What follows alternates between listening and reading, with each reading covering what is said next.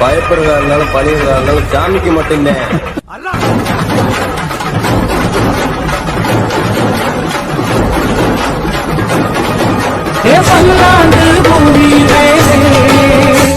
இங்கு நல்லா வாழ வேணும் நம்மாடே. ஆலமர வேறு எங்க பெரிய மருது பேரு, காலமுள்ள காலம் இங்கே நிலத்திருக்கும் பாரு.